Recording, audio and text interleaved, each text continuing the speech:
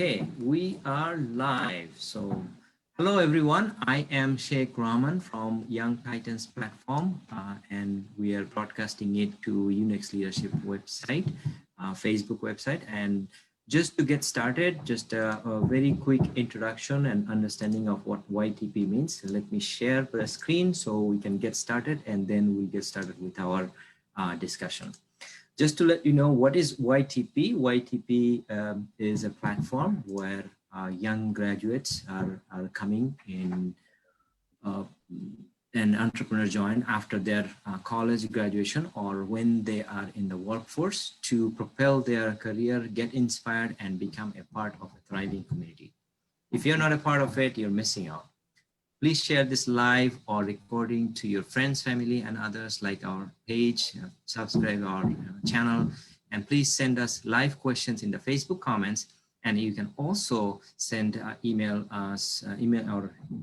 to info@unextleadership.com. That's the letter U, Next Leadership, one word.com. Going to next page. YTP fills in the gap from what you know and what you need to know for you to succeed. In short, YTP fills in the gap between you and the leadership as a young professional embarking in the workforce. There are school, colleges, and departments to start a career. On the other hand, they have leadership training and many technical trainings in each corporation for their workforce. But what is out there for the new graduate to excel, find their best career, or once they start their career, where to go or how to grow? There is nothing existing today officially in my knowledge, and this is why we are trying to fill in this gap. We want your feedback, your involvement, and your help to grow this platform. This platform aims to help you help the young Titans solidify your skills, career, and help other volunteering work and so forth. We have coaches, mentors, and high achievers, and are willing to take this to the next level. And some of them you will meet today. We want organizations, their leaders, to be involved with us too to accomplish this mission. This will benefit you as a young professional and will benefit the employers, organizations to have trained workers ready to be added in the workforce. And these are the values we wanted to make sure that we add to you. We will add few parts and details this year. That's why we're calling it a second phase we're starting, and third phase will be starting right after that. Starting from this week, we are beginning a discussion and challenging conversation for you to grow. Our goal is to inspire you to grow, and grow means personal development, career growth, business growth, relationship growth, and many more. We'll be looking for few ambassadors for YTP this year. We will make some young professionals involved and possibly giving them opportunity to volunteer and challenge them with some other tasks as it comes for their growth. Just to give you a little bit of background, who we are, I'm yours truly, Sheikh Rahman. I'm an engineer by background, but wanted to started training and involved in many leadership work and community and all those, and later on started this Young Titans platform. Raj Kapoor, who is not here today, who is my very good friend, and he's my partner, mentor, however you call it. He retired himself from a CFO of non-profit organization. He's a guru of finance and knows how to coach an organization, person, or anyone who needs to excel in the money matters. His success course on wealth gave me pragmatic understanding of what wealth and money means. Ron Cooper, Ron and Marty are retired US officers and CIA officers. Now they are in their 52 years of their marriage and relationship coaches. They serve valuables to others through their career, our Cooper Culture organization. He spoke at YTP also earlier in our platform. And then we have Jan Roberts, who also spoke. He's a good friend of mine from South Africa, originally from the Netherlands. Arti Moore, who is from South Africa. She's a dynamic lady and a speaker. She has over 20 years of experience in a successful entrepreneur with 2 international companies. Kamrul Hassan, he is currently in Bangladesh. Just recently, he was featured in a large circulation of a newspaper in Bangladesh as a founder of CKH network. And then, of course, last but not least, before Glenn Hodges, Dr. Halida. Currently, Dr. Halida is a faculty of International Health Department at the Johns Hopkins Bloomberg School of Public Health. Her achievements and rewards will be very long, and we don't want to be here that long just to talk about that, but I will let her and a few others to introduce themselves. So I'm going to skip that part with a note that she is the award winner of United Nations Population in 2006. And she's our advisor, and we are thankful for that, and inspiring mentor and guide for all of us. And Glenn Hodges, who recently started plugging with us and helping and being involved, and he is an unbelievable friend who is a founder of few groups and organizations from Chattanooga, Tennessee, and plethora of experience from corporate and community building, including journalism and staffing high-level people. I will let him introduce himself also in a minute. But just to let you know, there are many others who actually joined for our grand opening last year, and there's many more actually who are not in this picture, so I cannot name everybody now. And just for today's discussion, before I give it to Dr. Halida and everybody to introduce themselves with a short introduction, YTP, what is YTP and why are we here today? So today, just to let you know that, as you know, this is before COVID information. According to the census on US jobs and career, only 21% employees are keen to change their jobs at their mid-age, and only 12% are satisfied with their career on jobs. So that was before COVID. Now, after COVID, that's a different scenario, and they don't have complete statistic yet. However, across the globe, millions of graduates and new workforce and workforce of all ages suffered job losses in the coronavirus-driven recession. The economic impact on young workers have been even more intense. Around me, I'm experiencing a lot of young people in the current country facing the harsh reality and attending schools online at their college and high schools. And my 4 years old included, thousands of children are facing unprecedented situation of not in-person interaction, which we never dreamed of. And of course, the other point is the job prospects for these those who seeking employment have been particularly bleak, especially for the ones who never had any real experience, which you all understand. So having said that, now let us get going with our introduction, and we'll get into our discussion right away. Dr. Halida, if you want to kindly lead, please. You are muted. Thank you. So if you see he writes doctor in front of my name. So I'm a medical doctor from Bangladesh. And then I did my master's in public health and doctorate in public health from Johns Hopkins University. And I moved on. I'm also an EIS from Epidemic Intelligence Services from CDC that I did after my DRPH. And I went back to Bangladesh and I moved into reproductive health research, and I founded Reproductive Health Research Institute, and I have moved on after that. I have done many jobs in many international organizations, including World Bank. And the reason Sheikh has hooked me in his YTP in leadership is that I left that World Bank job, went back to Bangladesh to create more leaders in the country. That was my main purpose. One is to strengthen myself so that I can lead people. And then unless I am strong, I cannot lead people. And then I have done that leadership. So that is my, and that has been recognized by many institutions like Justus Liebig University in Germany, and also UN Population Award 2006 I received, and that's a recognition, and that definitely makes me proud of myself, that the labor that I have put in, the people I have. 3 of the faculty that Jamal was asking was my institution fellow. You know, they started working with me. I gave them a scholarship. Now they are faculty professors at the university. So these are some of the examples. Thank you very much. It is great to meet you, and look forward to meeting you in the future. Thank you. You are muted. Unmute kare. Yeah, sorry about that. Ron, if you want to introduce yourself, please. Hi, I'm Ron Cooper. I and my wife, Marty, are partnered together. She is my wife and business partner in the Cooper culture. We help organizations, businesses, and non-for-profit organizations establish and maintain productive cultures. We do that through personality insights and leadership training.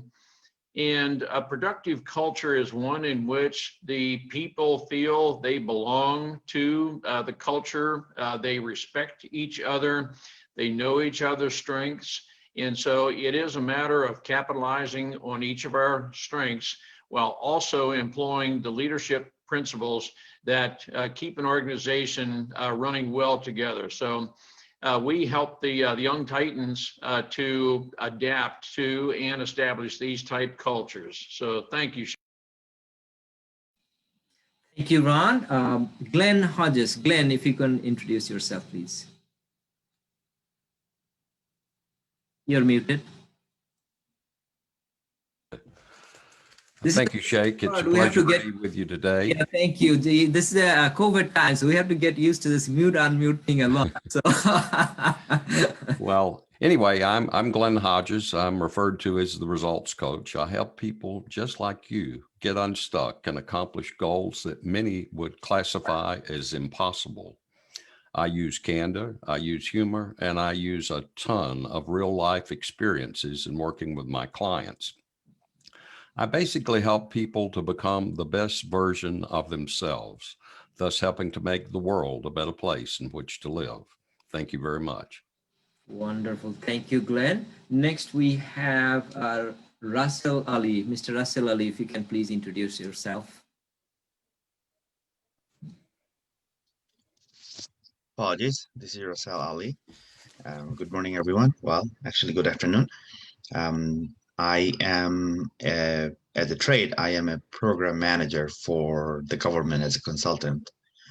My connection with Mr. Rahman was I used to life coach for personal development. When I started master's, I moved away from it. As far as for today's discussion topic of how to manage crises, for myself, the way I have been managing it, found my wish list of the things I've ever wanted to learn and do. And I do at least one of them from each group. So one to learn, one to do, one to be out every day. And that's been great. I've learned. I have always wanted to bike next to a car in DC, and now I bike every day next to cars in DC.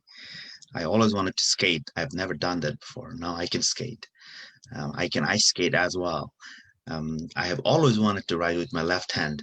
I'm a righty. Now I write with my left hand every day, at least one page. Wow. I've always wanted to solve the Rubik's Cube. Now I can. Before I couldn't. So what I challenged myself with things that I always wanted to do. And they didn't make me any money, but made me really proud of myself that I can say something that I want to do and I accomplished. I also have a thing for every year of COVID, and started before COVID, is at least get one skills in my resume every year. I got that last year. So I'm working on my next one now. So to tie it up, thanks for inviting me, Mr. Rahman. The kind of work you're doing really great. I used to do personal development coaching and some relationship coaching, and I'm not highly skilled as some of you are here, but I used a lot of the knowledge I have read and some life experience. And I come from a large family, so I have a lot of dramas in life that I learned from. So that's all about me. Thank you. Thank you, Mr. Rahman, and back to you. Thank you. Dr. Azam, if you want to introduce yourself, please. Yeah, Thank you, Mr. Rahman, for the opportunity to talk today and for selecting a very important topic, crisis. And I want to start, before I introduce myself, on Monday is Martin Luther King Day in United States. He's the civil right icon. I want to start with his statement that is very relevant today. If you cannot fly, then run. And if you cannot run, then walk. And then if you cannot walk, then you should crawl. But whatever you do, you have to keep moving forward. So that is the motto I believed in my life. So we'll talk more later, but let me introduce now. My name is Hossein Azam. So I work as assistant professor of environmental engineering in University of District of Columbia in Washington, DC. My specialty area in water, wastewater treatment, and then I focus on water, energy, food, climate nexus type of work that can affect the world. I just briefly want to tell you my journey, and then we'll pass it to the next speaker. So I started my journey in Bangladesh from engineering background, and then I came to NC State and had to learn a lot about microbiology and chemistry. That I was an engineer. It was a tough transition, and then I went to University of Illinois to do my PhD. And again, we'll talk about a lot more, but I went to different places and met different culture. And only thing I want to say to you, stay positive and keep trying, and we can talk more later. Thank you. Wonderful. Thank you, Dr. Azam. Chetna Bhatt, if you can please introduce yourself. Hi, everybody. I'm Chetna. Did I unmute? Yeah. So I'm an executive and leadership coach. I started as a licensed counselor in Maryland and have counseled for many years. I worked with couples, individuals, and after a while, I started to do coaching as well. Then I formally trained in executive coaching. I've been working with people from different companies, whether they are entrepreneurs or executives or aspiring leaders, and helping them to reach their goals. And I also run peer groups, and that's another thing I've been offering since the pandemic, working online. That freed up some time for me, and that's another thing I've been doing. I also present in different places. It just happens today morning at 8 o'clock I started. I had a presentation on resilience, and then I had a client, and then I'm here. And I'm thankful. Thank you, Sheikh, for inviting me. I really liked your group here and enjoy talking with everybody also. Thank you. Next, I'll ask Alexia Ferrari to introduce yourself and unmute, please. Hi, everybody. I'm Alexia Ferrari. Thank you, Sheikh, for the invite to connect with all these brilliant people. I am a strategic communications and human capital professional, and I support a systems engineering and integration firm for the Department of the Navy. And so essentially I help the workforce better connect with one another, which has been so interesting during COVID times, as all of you have experienced, and helping the workforce rise up. So unlocking their brilliance within themselves and achieving goals and putting together programs to help them do that.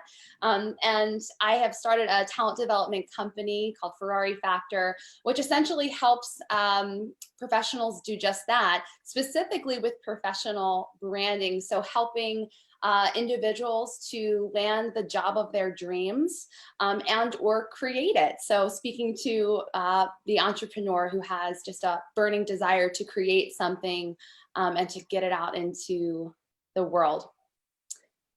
Thank you, Alexia. Next, Mimi Jackson. Mimi, if you can please unmute and introduce yourself. Awesome. Good afternoon. My name is Mimi, and I come to you as a marketing executive with a 7-year consulting background in skincare and glamour. And I love that now I can bridge the two with, your skincare and your glamour and your health and wellness, and just basically bring the best you day to day.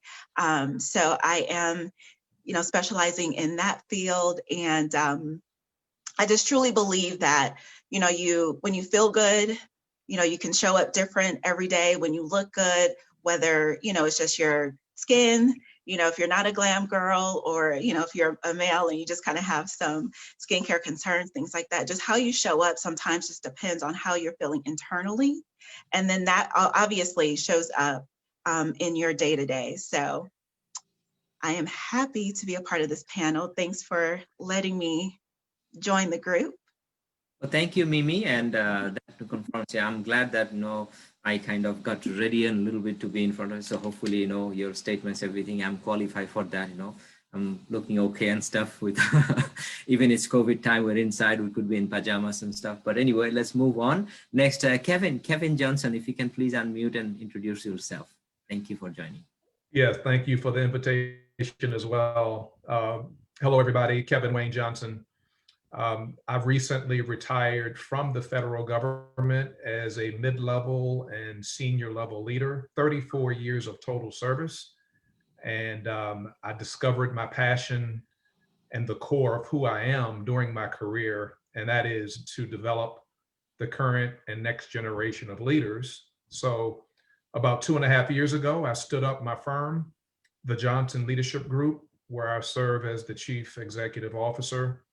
And we deliver leadership development training to the frontline, mid-level, and senior level workforce in the state of Maryland for the federal government, small to mid-sized corporations, churches, because I am also a pastor, and also academia. And in alignment with that, I'm also a certified executive coach. So that's my passion and that's my core. I'll be able to share with you a little bit later about how I handle crisis, because I'm a risk taker. And throughout my 34-year career, I always raised my hand for the assignment that nobody else wanted. And I had to quickly figure out how to get out of the crisis. So looking forward to sharing with you a little bit later. Wonderful, wonderful. Thank you, Kevin. Next, we're going to Mohammed Lothi from New York, who I've been working with some leadership materials also from his early 20s, I believe, but who I call Ozzy. Yeah, Mohammed, please go ahead, introduce yourself. Good afternoon. First of all, thank you, Mr. Sheikh, for inviting me. And looks like out of all these successful people, I'm the newbie here. I would like to mention a quick fact here. Mr. Sheikh is actually, me and my wife consider him as our friend, brother, mentor since 2002. In one way, he kind of introduced my wife to me back in those days when I was an undergrad student. So after the school, 2006, I graduated as an electrical engineer from City of New York. Moved to Washington, D.C., worked for U.S. government for a short time, came back to the city, never really leave New York City from your heart. So came back, started working as a private consulting firm as a design engineer. Went back to City of New York, worked there for a couple of months, then came back to private field again, and finally started working for State of New York since 2013. So in between, I went back to graduate school, finished my master's in civil engineering, even though we call it civil engineering, but it's more tailored toward construction management. I believe I met Mr. Azam there when he was a professor there. Didn't take any class, unfortunately, with him, but most likely he was there at that point. So since then, I've been managing some capital improvement projects, some very large scale construction project with City of New York wastewater project, to be specific. So in a short life in US for last 20 years, I've seen ups and downs and lots of struggle as an immigrant. And I'm part of, or I was part of various mentoring programs through my employer. Was responsible for training new engineers and project manager, construction manager in that sorts. So hopefully I'll learn from all of you, and hopefully I can contribute if any way possible. Okay. Sure. Thank you. Thank you. Thank you. Ed, my good friend Ed, who is also another, example in the community and around us. So thank you for being here. Ed, please, if you can introduce yourself.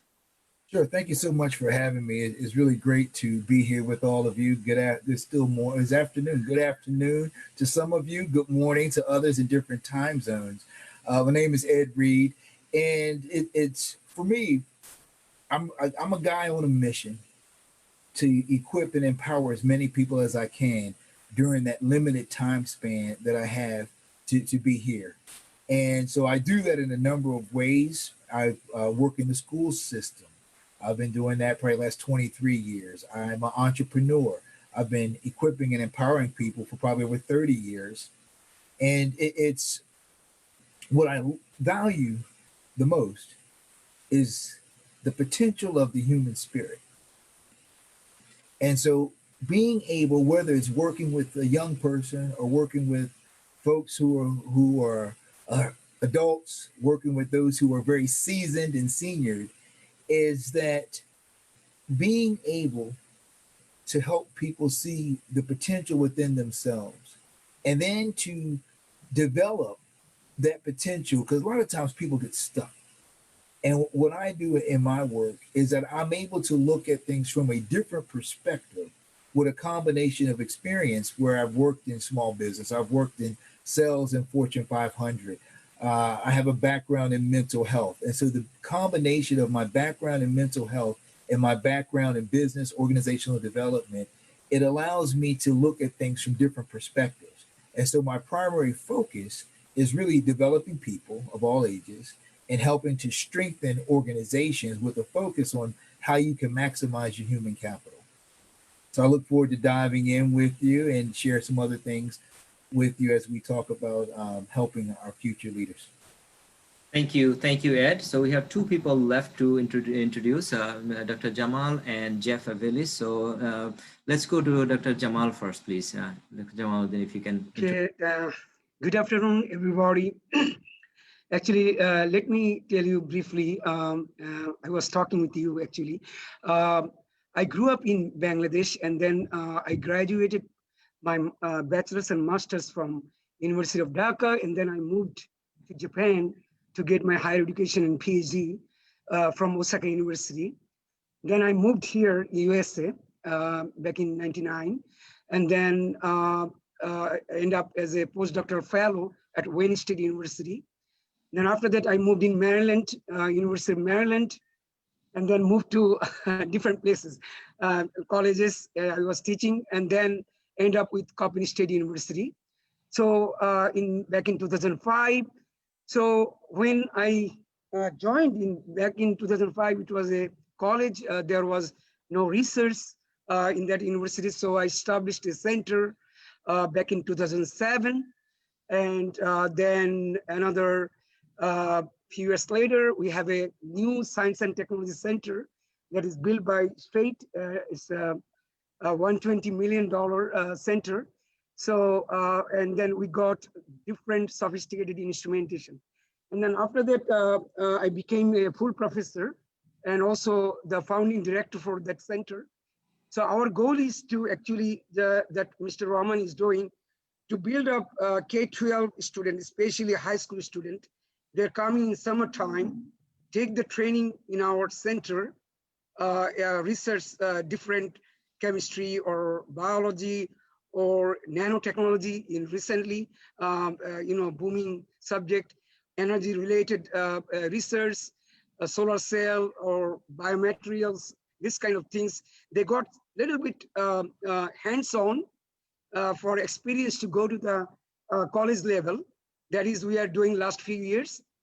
And then after graduation, of course, they have some kind of undergraduate student, they have some kind of research background. And even you can see the last few years, some undergrad have papers, their name. And those papers, when they put in the resume, that will take you their higher education, master's or PhD, or in workforce. So we have many examples of our students are in different places. Recently, I can tell you one student, Sunil Yadev, he came from Nepal, just think about, and got his bachelor degree from Cooper State with a straight GPA 4, and go to the University of Miami, did his PhD with 10 papers. Now he got a postdoctoral fellow. He just started from this month in Stanford. Just think about. So this is the dream that he dreamed before, as Sunil, I'm telling you. So I just would like to, maybe I'll talk details later in one program, Mr. Rahman said. So what we can do, these young titans, so we have to go to the, they're actually hands-on is the very important thing to know that rather than to reading a books or things. So hands-on is a big thing for that. So I can tell tell on and on, but that's it for now. Yeah, sure. No, let's discuss. Of course, you know, there's a good topic, good things to know. But I missed Jeff for him to introduce himself, and then we'll get into the discussion right away. Jeff, if you can please quickly introduce yourself. Boom, Jeff Avilés, and I'm a licensed clinical social worker. And what I'm currently doing is I'm helping people position themselves in a way that they could create different streams of income for themselves. So for instance, if you're a young Titan and you just came out of college and you kind of don't know how to get an employer to contact you, I help you start putting out content to position you as the authority within that niche. And that's one of the reasons why I'm so excited about this platform, because I feel like we all share these unique ability to bring the new generation into the new reality that we are facing in a powerful, transformative way that I know we're so excited about sharing with people today. So that's it. Wonderful. Back to you. Short and sweet. Thank you. Thank you. Yes, thank you for introduction for all of you. I'm trying to talk quickly and get into things quickly so we can get things done and add more value to people who are here. And if anybody has on the live side, you know, anybody has any questions, anything, please put it in the comments in the Facebook so we can get to that and bring it to the discussion board here. And we have various, as you see, the background and the profession and age and everything is so diversified here. So you will get to your answers if you stick around.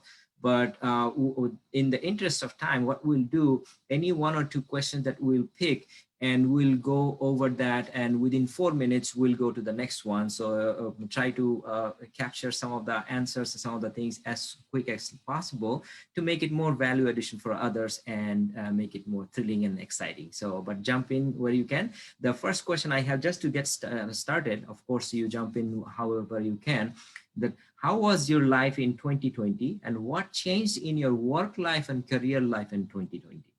So that's the first discussion I have, points just to get us started, and then we can bring in any other question anybody may have in the live or in this panel. So who'd like to say something that it's completely changed, might be a good idea, not change at all, or for example, you know, somebody started from job to business and all those things. And I know a few people in all these places. So yes, please go ahead, Kevin.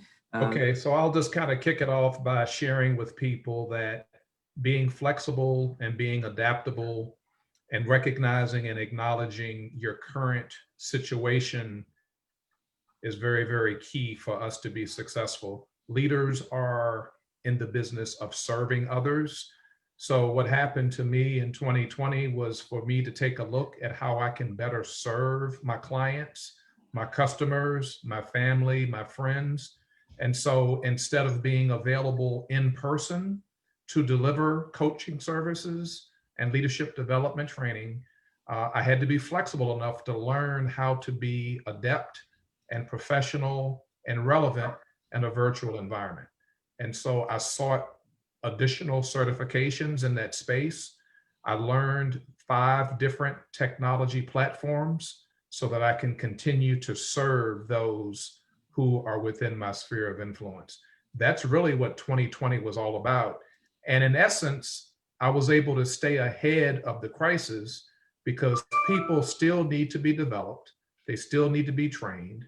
They still need to be led, and they still need to be served.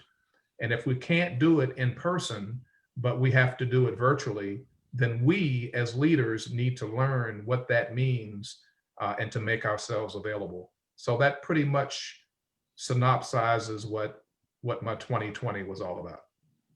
Okay, so anybody else or drastically change, some change? I would have to agree. I went from about 75 to 80% face-to-face.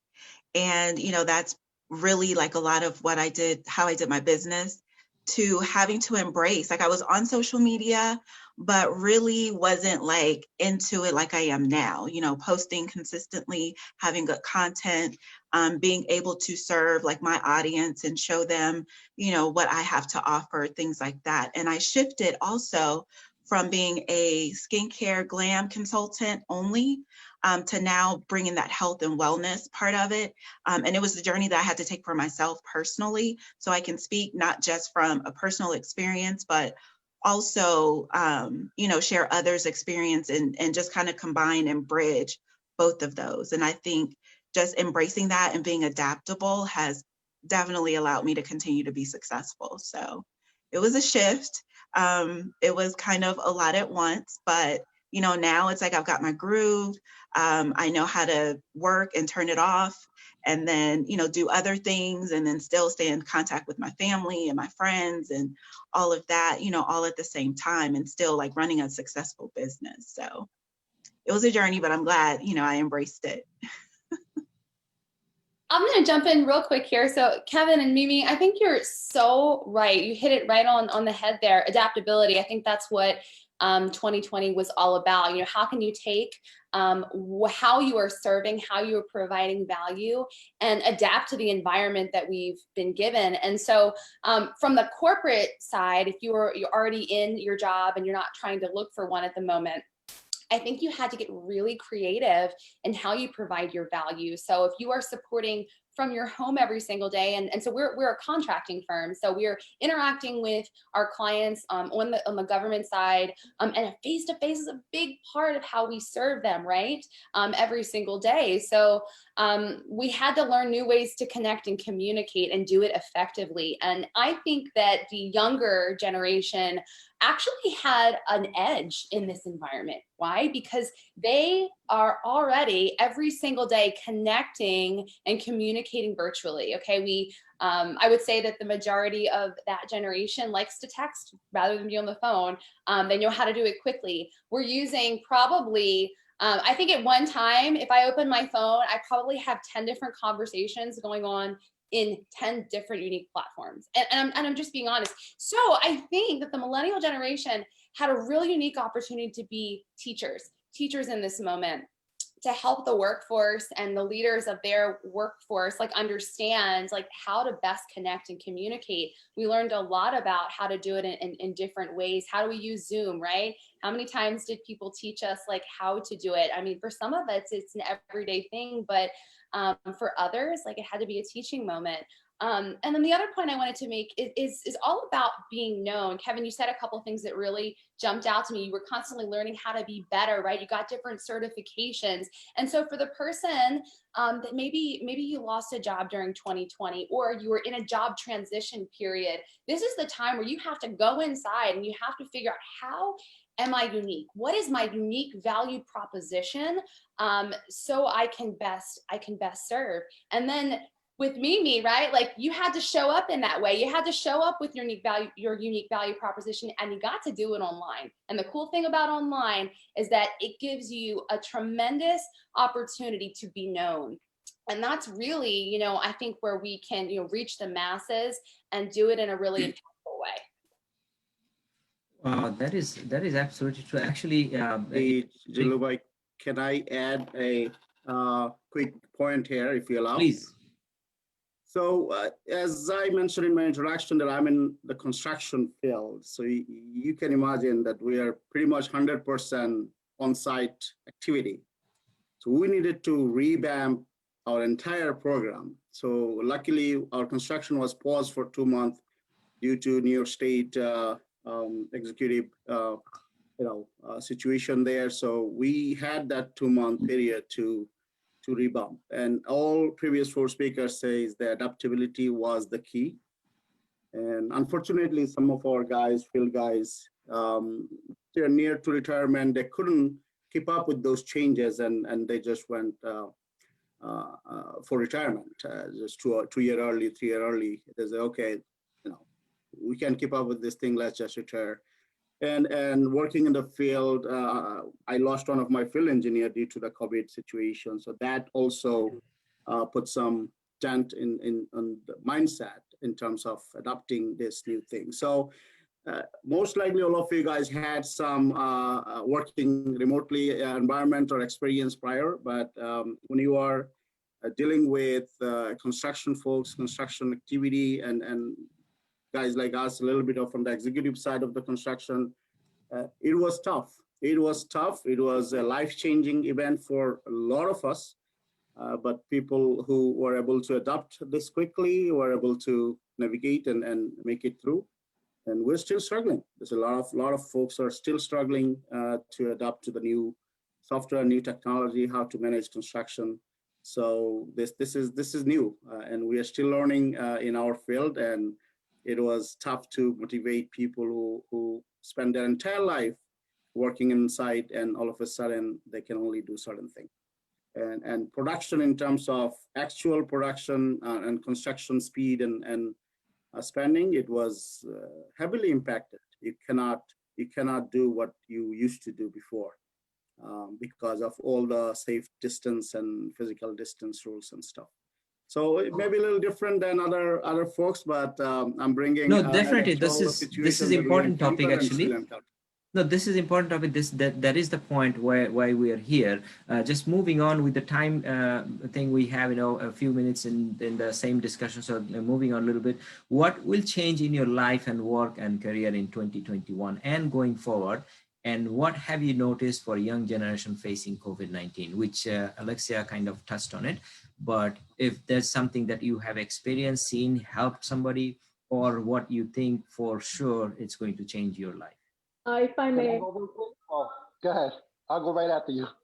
Oh, okay. Thank you.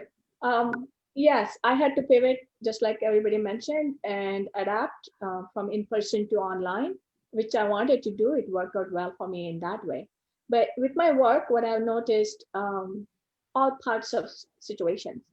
A couple of the organizations I was small businesses had real difficult time.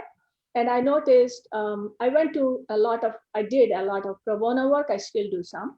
And I noticed young generation, young people bouncing back.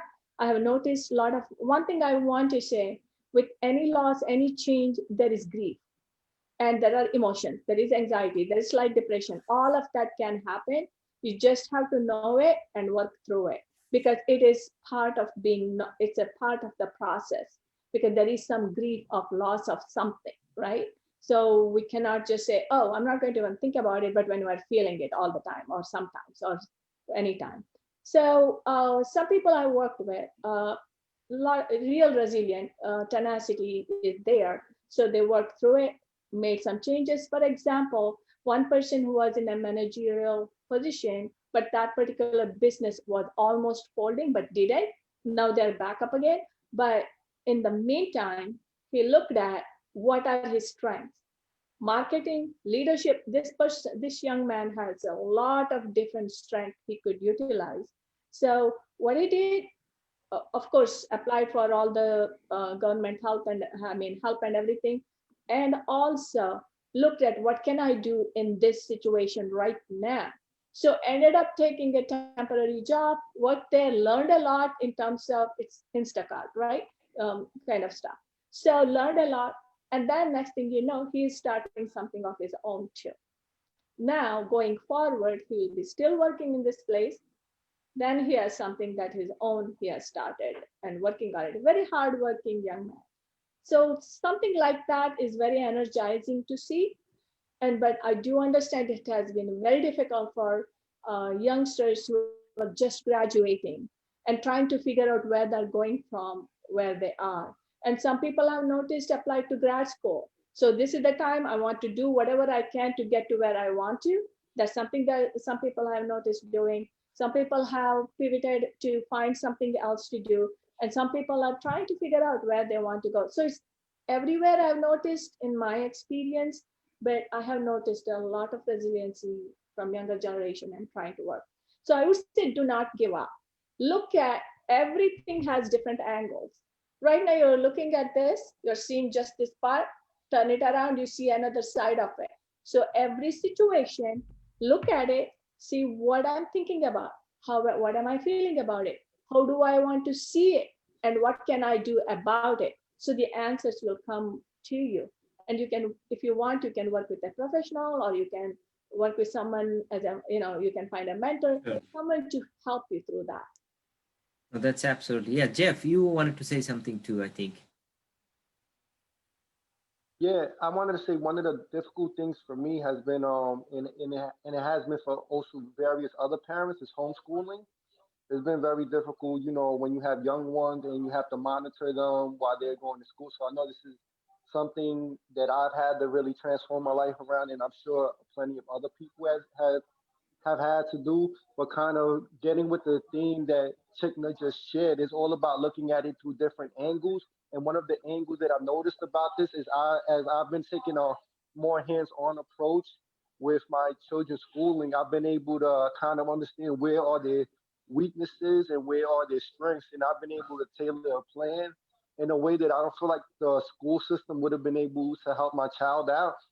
So that's definitely a major benefit, kind of like giving you lemons and you squeezing them and making lemon juice. And something else that I've noticed is they used to say that education was the great equalizer. Now I feel the internet is the great equalizer, because you're finding so many people succeeding online through platforms and businesses that you never even thought was possible until the emergence of the internet. And more people are starting to realize that mastering the internet is giving you an unrivaled advantage that you would have never been able to get if you just operated from a physical store. So that's about it, Sheikh. I think that's a good point, but I have a question for each of you, actually. Maybe all of you can do a small, one sentence answer to this, because I have faced, or I have went to some people or came in touch with some people who are starting their job for the first time, literally for the first time. Maybe they were in a job for 1 or 2 months or something, but they have never been to any office physically. They don't know how the environment is, how to take care of, after graduating. So, and that's the main kind of the age area that this YTP is for anyway. But even just a curiosity, those people who are starting their job or switching their job to a new job where they don't know the environment, none of those, and they've never had any taste, what kind of experience should they have? Because that's very different than from you and me. And excuse me, and going forward, is that what going to be the normal? In that case, do we need any special kind of training, or so to speak, something for them to be more productive, or or are they going to be always experiencing pajama office, or what's going to be the scenario, and what is for them, and how do you feel about them? What do we do about them? Sure, I'll jump in on that one. It is, I would say, understand the new normal is you got to know how to pivot. You got to know how to stay connected to people who have expertise, with the understanding yesterday's solutions were not designed to handle tomorrow's problems. See, Ed, that's what my question is. You said about the pivot, and we talked about it, but this is not about pivot. This is their first time getting into something. They don't even know about the pivot. Let me give you what the pivot piece is. The pivot, you take a new person, just graduated, got an opportunity, never been in the office, but they come in with a set of beliefs.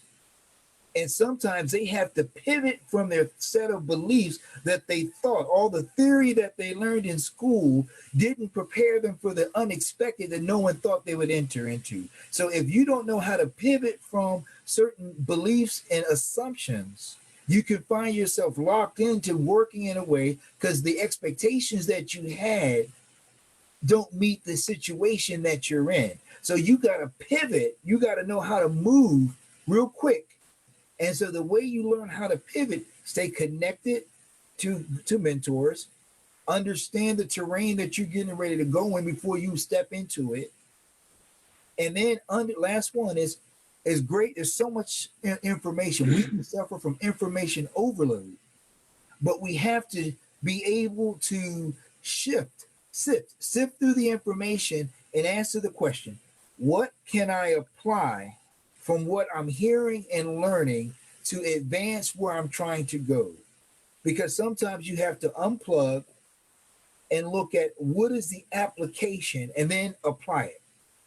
So Ron, Glenn, you guys have any questions on this part, or anything you wanted to add for the discussion panel to answer or any thoughts on this? Well, I have a thought that entered my mind. Here we're talking about the first-time job pursuers and whatever, but we've got a group of leaders here, and your greatest influence can be on the employers. The employers have got to learn how to adapt to a new generation. In that the generation I'm a part of, the baby boomers, we're gone. This was the biggest and most dramatic group of people in the world. And now we're about to be dwarfed. You've got a lot of, we've got millennials in this group, but Gen Z is going to dwarf everyone. And they look totally, totally different than the rest of us. I got a note here that, are we getting feedback? Am I getting feedback? Someone said something about Bluetooth. You sound good. Keep going. You sound You're great. good. Yeah. So yes, the millennial, the job seekers need to adjust to a new culture, and they've got to understand what that culture is. But the owners of that culture need to also be looking at how can we welcome this new generation into our culture. I have worked with both the high-end executives and then even the lowest of the blue collar workers over the years. I owned an executive search firm. I worked internationally, as well as working with, I had a temporary staffing service that covered 4 states. And I learned that one of the biggest problems that the temporary workers had was the fact that here they go into a new company, a new environment. They don't even know where the restroom is, but yet they're expected to immediately be productive. And I discovered that there was a culture that we were dealing with the companies of, look, this is the way they did it with me, so the rest of the people are going to have to live with it. Kind of like the old Army jokes of, look, grunt, dig a 6-foot hole and bury this cigarette. And then they do it, and then, well, I want that cigarette butt back, so uncover it. Do it because I had to do it. And so what we did was we went in and we worked with these companies to create a new culture. First of all, they used a term, it's just a damn temporary. And most of our clients that we worked with used what we called as a temp to hire program. We were the feeders for their new employees. And that was the way we coached them. So we would go in, we'd interview the supervisors that they would be working with if it was blue collar, so they would know what they looked like, kind of what they expected of them. We would even show them where the break room was and where the restrooms were and the various time clocks and the plants, such that that first day, even though we had a representative of my company there to take them on a tour, they would feel as though they had already been there. So anyway, just giving it another perspective. Right. The employers have a responsibility. Right. Yeah, but we heard Alexia and Mimi on your things that you guys said, 2 things. What Mimi is doing, for example, and it's completely, in my mind, it has to be completely face-to-face. I mean, beauty, skincare, how can you do it? You know, I cannot even touch you right now, even if I wanted to, right? You know, on the other hand, Alexia talked about pivoting, and Kevin talked about that also. But how do you shift? This is like whole shifting in the mind and touch and feeling thing and completely gone. So how are you going to teach the new generation people that not to even expect touch, feel scenario society anymore? So I'm just going to piggyback off of what Glenn said, because it's such an important point. This is the responsibility, it's 2-pronged. It is the responsibility of the organization in which you're joining. Okay, so when an employee comes to work in an organization, it is not just about them coming to work every day and doing responsibilities and tasks. it is a dance. It is a partnership, okay? You're sharing part of your life with that company. And so I think there's a social responsibility aspect here that the organization has to figure out how can they create a culture where that employee can thrive. And so to Glenn's point, you have to train them. You have to make them feel connected. So when somebody is connected to the organization that they're a part of, their productivity is going to skyrocket, okay? They are going to feel passionate about what they do every day, and they're going to do a better job in general. And so, yes, you have to adapt. And I think that there is teaching moments that, you know, the employee can come in and teach the organization new ways to connect. But I think the organization has to really look internally. So Alexia, to your point, not to cut you off, but to your point, just to make it more, you know, proper discussion and more intense and deep in it. For example, Dr. Jamaluddin, Dr. Azam, they're here, they're professors, right? Before it was face-to-face. So what changed? Do you think, are you connecting online also with people, with your students, as you used to do before, just like Alexia is saying, are you able to do that? Or if not, why not? Or from others? Okay, let me, okay, Dr. Azam and I think Dr. Halida and me as academician, what we did last 2020, our fall semester after summer. So actually we had, you know, that USN system tells that, okay, you have to do that online, virtually. So, and some classes, especially lab, we did actually face-to-face. But how? So we use plexiglass, you know, mask, social distances, everything, and group. Say for 24 student, 3 group, 8 students like that. So, you know, not too crowded. So we did that successfully in fall semester, and we are going to do same as spring also. And online also, problem is the you know, it's completely new for you know, most of the students. Some online classes people do. It's not a problem because I was teaching before COVID online, but actually, you know, it's challenging, of course.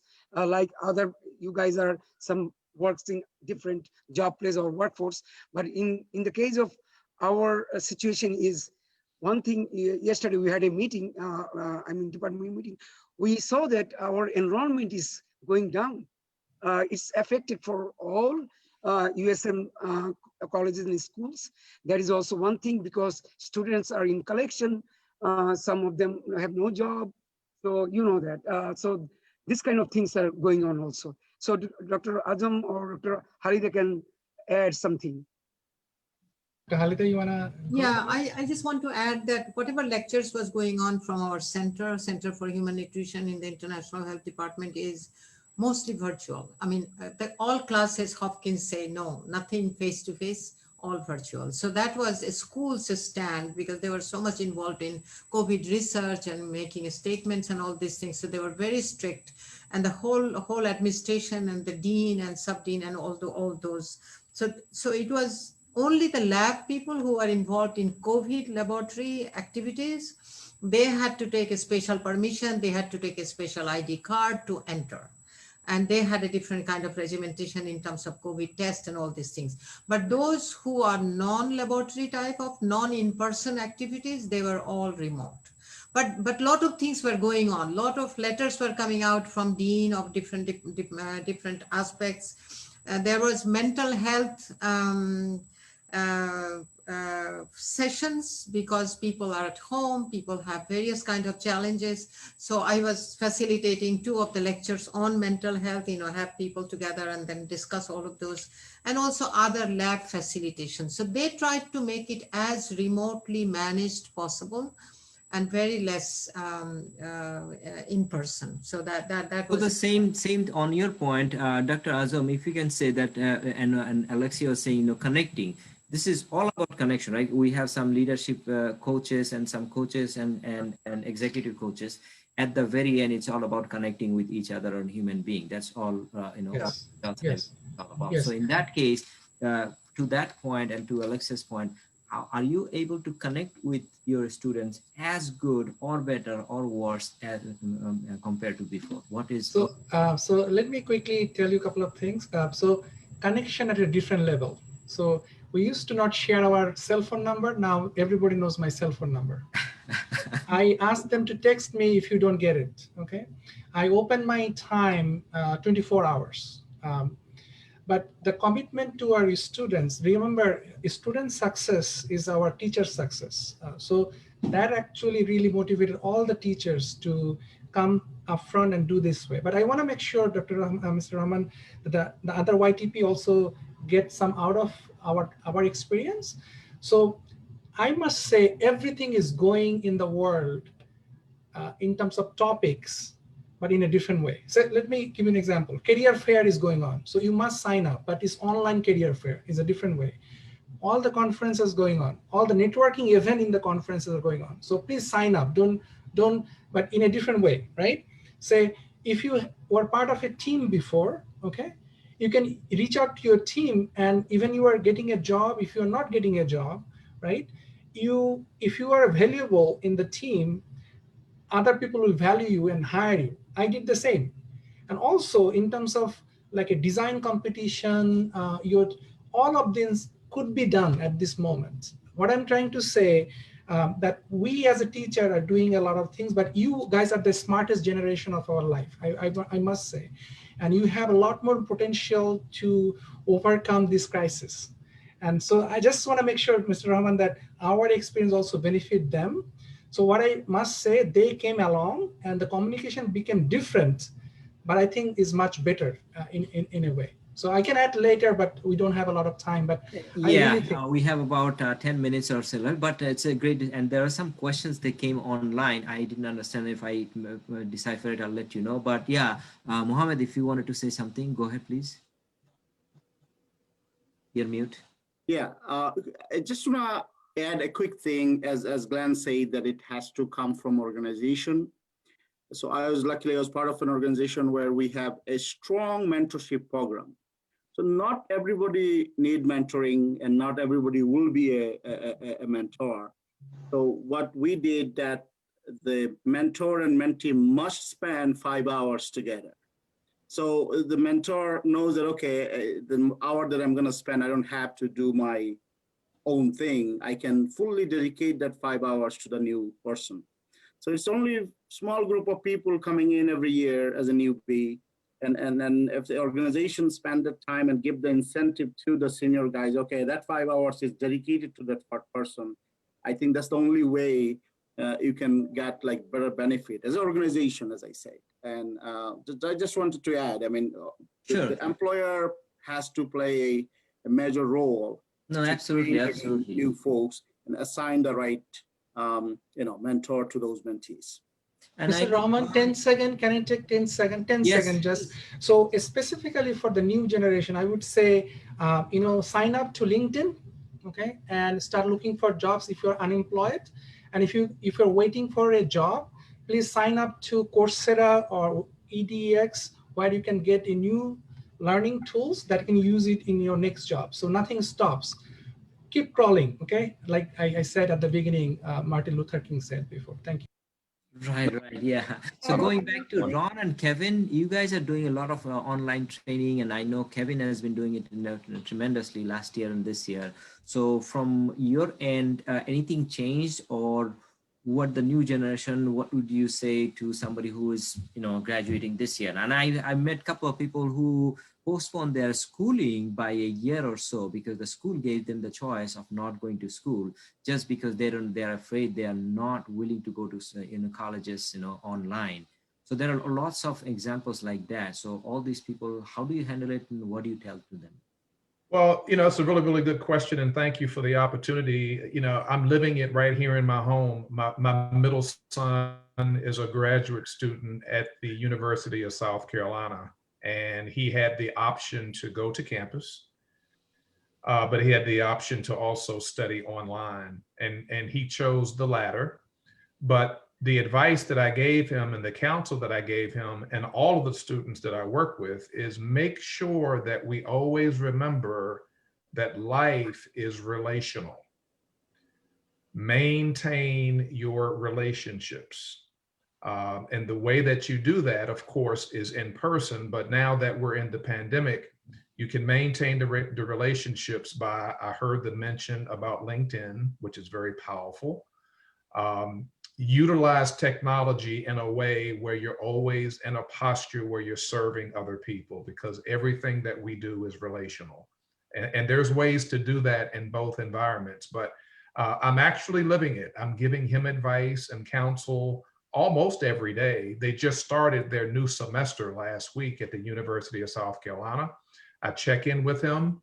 I listen to his input and his feedback in terms of how things are going, and we kind of take it that way. But regardless of what's happening all around us, make sure that we always remember, as a current leader and as a future leader, that life is about relationships, and be friendly and be approachable. Those are the two characteristics and attributes that are magnets. It draws people, and then we can use the gifts that we have to serve other people. Wonderful. Our relationship coach, Ron, is also here. Any comments or anything to add on that at all, Ron, from your side, or any input? Jake, I'll just say very quickly, I certainly agree with everything Kevin is saying, and the general tenor of what is being discussed. Relationships. As we adapt to other people and the various environments in which we operate, I always like to tell people everyone has a learning and communication style, a primary, and we can learn and communicate best by knowing that style. So it's incumbent on us leaders to learn and adapt to other people, as Kevin was saying, that's relationships. And it's a connected relationship. We can connect with people if we are very genuine in wanting to know about them, wanting to know them, and be willing to adapt to them. So it's not about us, it's about them. The other part, Sheikh, is that I have a relationship, an interviewing course that I teach, and it's several hours long. And I ask people when they interview, do you know who you are? Do you know the environment or the culture in which you operate best? When the young Titan interviews, primarily it's you go into that interview believing the company wants to know about you, and are you the right person for that company? Well, it works the other way as well. Are you the right company for me? Do you have the culture in which I can best operate and give you my very best? That's been mentioned several times here.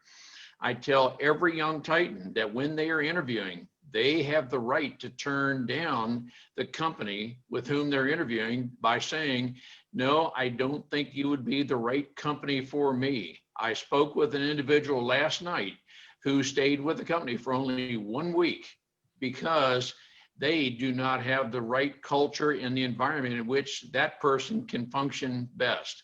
I could have helped that person to determine that before they ever accepted the position. So, Sheikh, there's a lot of information in, there's about almost 6 to 8 hours of information in what I've just introduced, but I certainly agree with the tenor of the conversation. Oh, no, wonderful. No, that was the part of this discussion. So one thing I take for sure that all of you are stressing into personal relationship and being open and all those, and Dr. Azam actually talked about that, being so open even with your cell phone, with the students and everybody around it. That means you make yourself more available in the COVID time. That's one point I gathered from everybody else. The other gleaning is, I think, what value addition, of course, that's one thing. But then the other part is, for me, let's say it's not possible for me to be available 24 hours and same for everybody, right? So how would you handle, and what do you think the young generation will think about it if they're being that open and be completely, open for 24 hours or 24/7?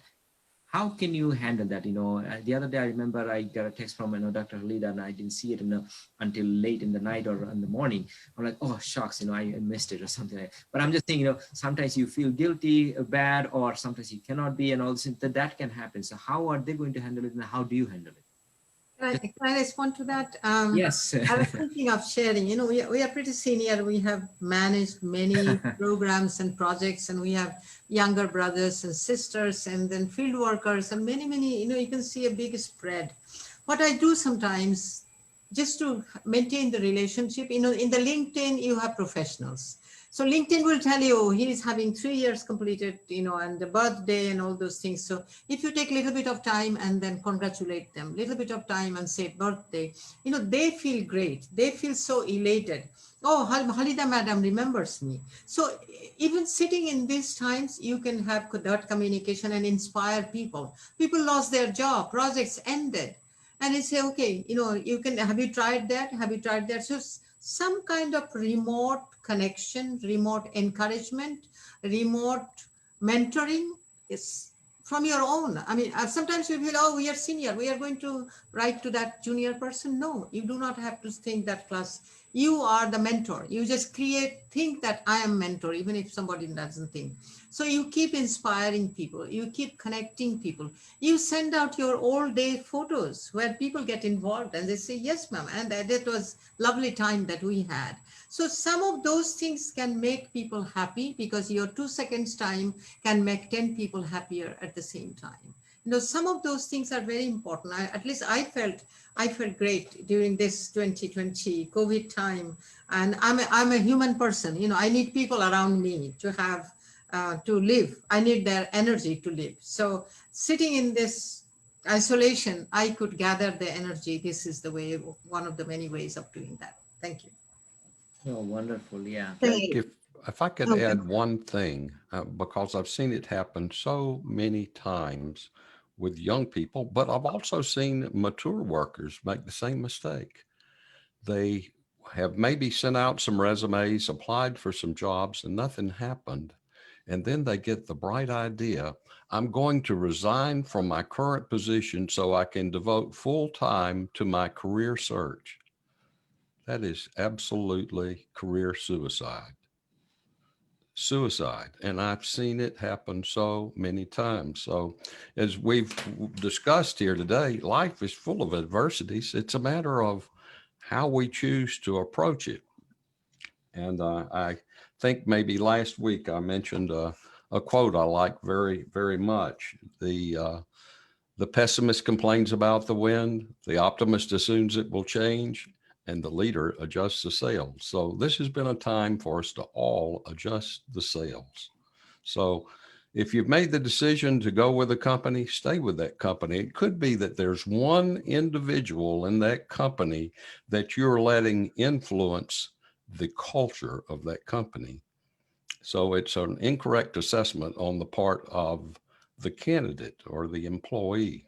So thank you very much. Oh, thank you. Now, last broad discussion, and then we'll just wrap up with a few seconds here and there. To Ed and Alexia, and I think Alexia said something about a similar thing, and Ed, you already shared some kind of comments on the or statistics and information, I think, regarding some of the discussion point. You want to say anything about it? Sure, absolutely. So in your Facebook post, I shared some resources. And one of my favorite reports is the Deloitte Human Capital Trends. And I've been looking through that for years, but really looking at a point Glenn made, as well as a point Ron made, when Glenn said we also have to look at the employer and how do you help the employer. And then Ron, when he's talking about that interview piece and understanding who you are and then understanding the organization. I think for our young titans who's our primary audience today, if they would go back in, I put a copy of some links. One is the last link is a copy to Deloitte's 2021 Global Human Capital Trends. And if they get in there, there's a section that talks about there's a comparison of the 9 items of importance. This goes across the world and across major industries. And you look at what are senior executives saying is important to them, and what are workers saying is important to them. Now, for my young Titans, I would encourage you, look at what senior executives are saying is important to them and ask yourself, how do you add value in those categories? And for those who are scouting out great talent, because remember, we all know great hires have options and they get recruited. And so it's very important to understand what's important when you're scouting out talent to bring into your organization, what's important to them, because as Glenn had shared, I believe it was Glenn, that our younger people they're different. And so they bring a certain level of value. And the page that I'm referring to right now, page 15, if you scan through real quick, check, and you go to page 15, you'll see that piece. It's really important to equip yourself with the information that's available. One thing I learned from Les Brown, that's it, Sheikh. What I learned from Les Brown, he said that he didn't have, as a business owner, he didn't have the staff to do R&D, so he would go and let others do that work for him, respectable organizations. And so a lot of you that are here right now, just a benefit for you, is that most of us who are small businesses, we might not have the staff to go do the R&D, but go out and get the information, digest it, and understand its application, and then equip. When I tried to model that today, I equipped those who are watching. They can go use the link. Empower, teach them to apply it, and then let them loose. Oh, wonderful. Thank you, Ed. Yeah, this is a great information. We only have, actually, we're over by 2 minutes. So in a minute or so, we have to end. But thank you all. Is there any last minute, few seconds here and there, anything anybody want to share? I'll just say one final thing, very short. To the young Titan, this is your time. This is your time. And it's not time to just stand still. It's time to be known. And although it is very difficult and it's uncertain times, it is not impossible. And you can go inside yourself and create and reinvent the person you want to be, the career you want to have. And you have endless opportunity through online, which we've all talked extensively about. You have the unique ability right now to be able to brand yourself how you wish to be perceived by an employer. You have the ability to create an opportunity to be matched with the right employer that has the culture that you're dreaming about, where you can best serve all the talents and gifts that you have. Oh, wonderful, wonderful. Thank you so much. Last minute thought, Dr. Rahman. Yes. So all the young Titans, all the aspect we shared, always remember everything is an investment for future. So I'm smiling right now, so maybe I'm an easygoing person. And all of you will remember Dr. Azam is an easygoing person. And one word from each of you can make a big difference for your career. Just remember that. Everything is investment in your life. Good luck. Beautiful tips. I would like to say one thing, that please follow the signs, as always our President-elect Biden says, that follow the signs. The COVID situation, follow the signs, mean you understand them, and trust in God. So that's it. Sure, absolutely. All right, so thank you all. And just last thing is, we're starting the new secret group or Facebook group, or however you call it, from February. So you can actually chat and communicate within that for us and for others to help each other and grow. And we'll be looking for a few Titan ambassadors this year. So that's one of the goals that we have for a Young Titans platform. But with that, next week, we're probably coming with Dr. Jamal and another Baltimore leader, community leader for our next week's live. But other than that, have a safe weekend and safe COVID time, and until we all get the vaccine or we all get out of this situation. Thank you. Thank you all. Thank you very much. Take care. Thank you.